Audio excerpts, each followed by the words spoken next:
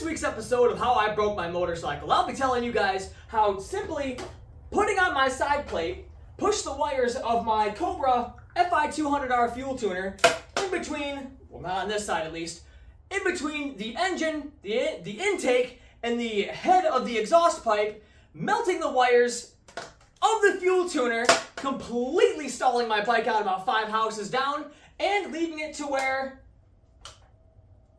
You hear that? That's right, you don't hear anything. That wasn't supposed to start.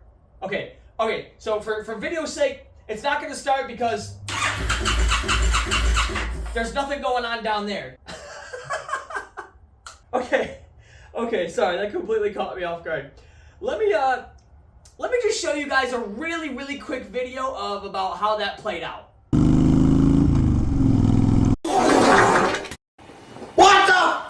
I hope you guys enjoyed that. That took me hours to make. But anyway, what I have in my hands is the upgraded version of this fuel tuner. This is the PowrPro tuner from Cobra. This is Cobra's answer to the DynoJet Power Commander. This is the Bluetooth, whole 9 yards, improved throttle response. It's the upgraded version of this with a little more control, but the problem is that makes me kind of wonder, is this the skeleton key of fuel tuners for this bike that isn't as expensive as the Power Commander? Because nobody talks about this, and when they do, they say things, but they don't say things, you know what I mean? What a fucking dumbass! Really confusing sentence right there. But what I'm trying to say is that, is this a diamond in the rough that nobody uses? Is it the thing that everybody looks over because they're too fascinated with the Power Commander? This video is going to answer that question. So let's take this one out. I'm going to completely skip over that, and let's install this one and get you guys some footage to see if it's actually worth anything,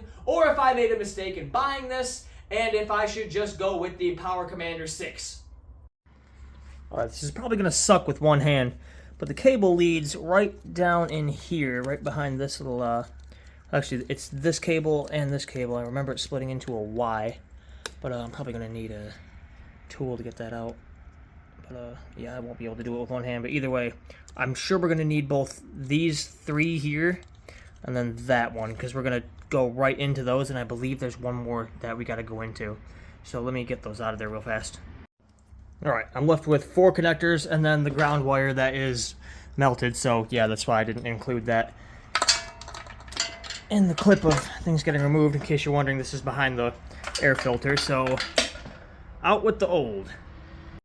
Alright, so looking at this is literally the exact same of the FI 200R. It is the literally exact same plugs, 2 going to the 2, 1, and then the ground wire, and then, yeah, it's just a bigger version of the FI 200R. So, yeah, let me quickly show you guys how to get that installed. Alright, first and foremost, I'm going to take the main wire harness here, and I'm going to feed it through the left side of the battery, through the main hoses, so it has no choice but to go and tuck itself in behind here so it doesn't get anywhere near any kind of melting points, so we can avoid this freaking catastrophe again. And, you know, if you're doing this and following along, you don't get stranded like I did. But, yeah, mistakes were made. Alright, so let me push that on through a bit. So now we have plenty of room for the ground wire to go right there, and then on the side plate with the included Velcro, we'll attach that. So let's jump over to the other side and get these plugged in. Okay, y'all, so looking at the main harness, you have a shorter set of cables here, and you have the longer ones here. The longer is going to go right on the rear cylinder, and then the shorter ones are going to go on the front cylinder. If you're confused on which one is which, F for front.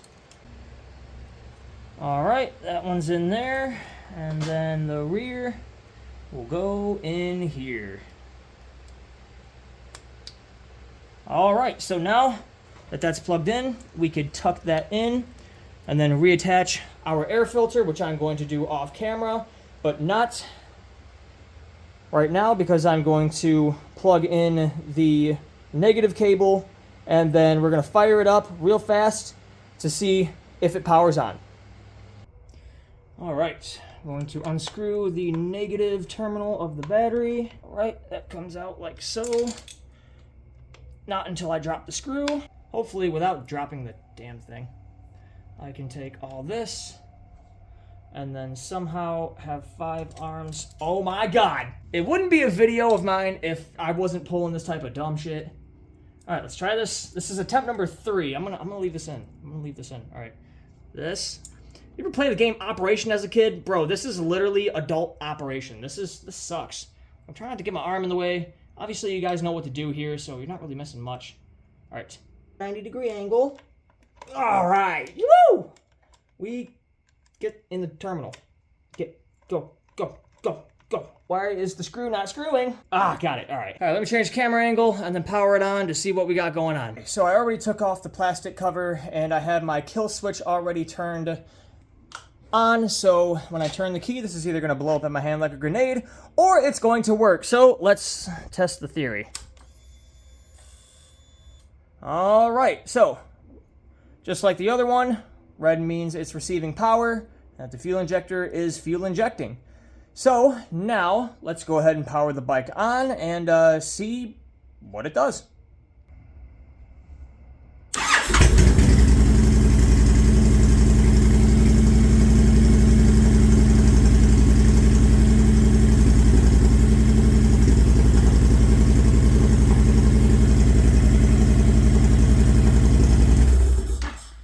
Okay, so I can tell right off the get-go that there's already a lot of gas going into the mixture there, because I can just hear the bubbling through the exhaust. So this is definitely going to need some tuning. So let's download the app and then see what all we can figure out.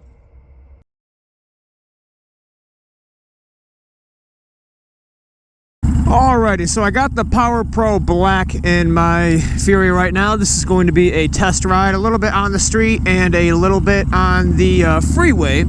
So I don't want to give you guys false hope and say this is going to be an extremely detailed ride, simply because it's not too much. I'm not going to say that this is the first ride I'm taking on it either, because this is one of those where it learns as you ride.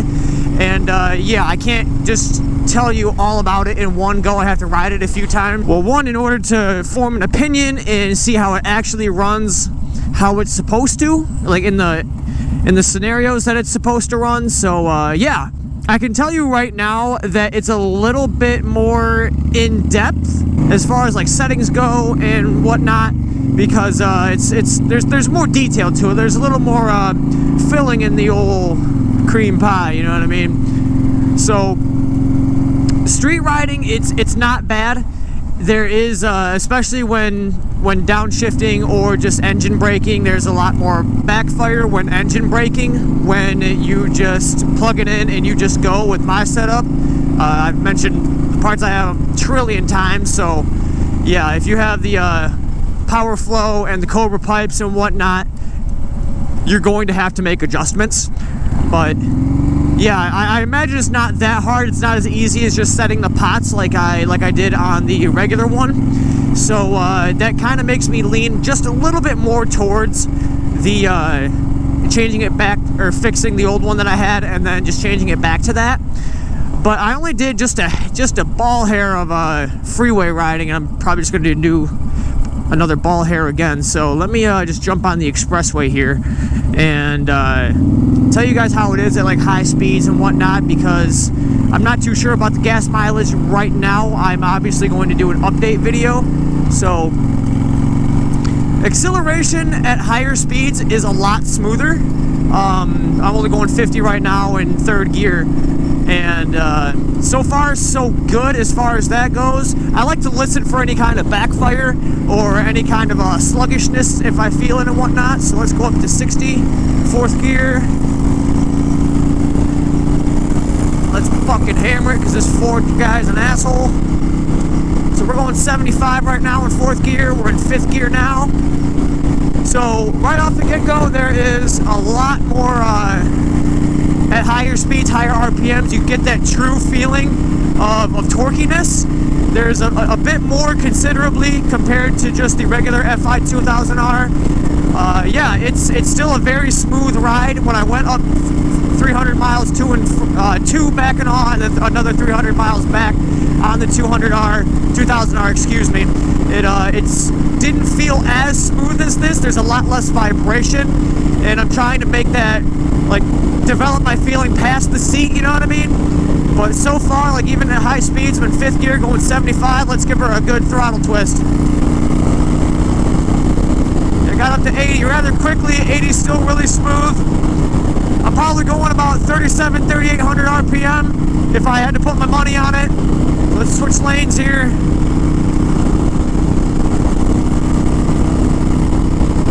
I'm still feeling really good so far. It's on about steady 80 miles an hour, no vibrations and whatnot. So this is good. I don't feel any kind of jitterness, vibrations, nothing from the engine.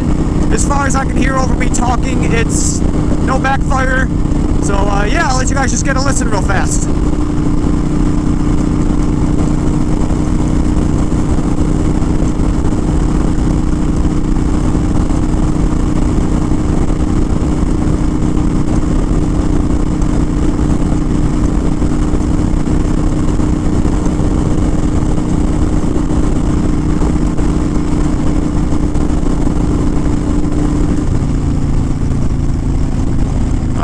Engine braking, nice and smooth. A little bit of backfire there.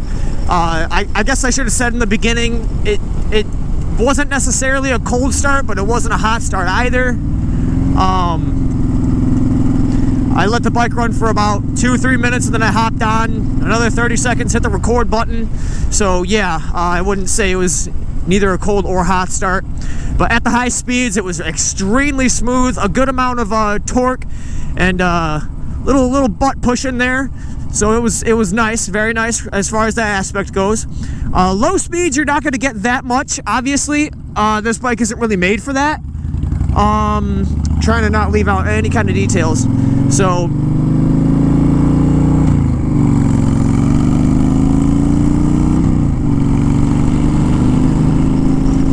yeah, like street cruising, if you're going anywhere between 30 and 50 miles an hour, you'll get a little bit like more noticeable torque if you throw it down and whatnot.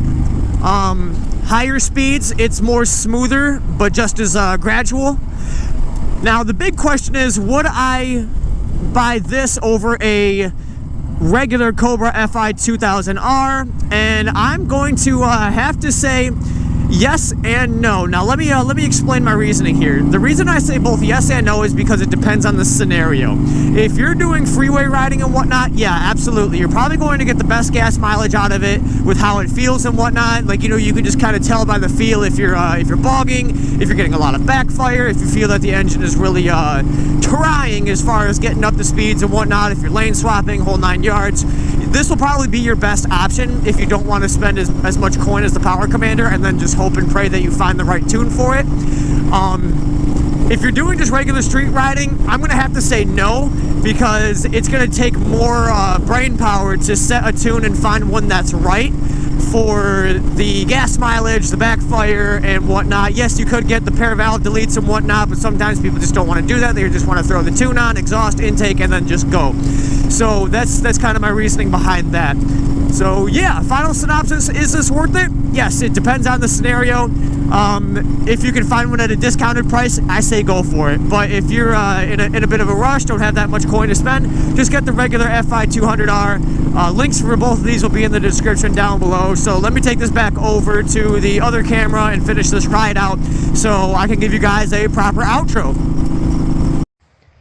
Alrighty, you guys, that will do it for this video on the PowrPro Black Fuel Tuner from Cobra. If you guys have any questions or comments, obviously, you know where to put them. I'll be sure to do update videos when I can. If you guys enjoyed, be sure to subscribe to the channel, support your local veteran, and as always, be safe and ride free. Peace out.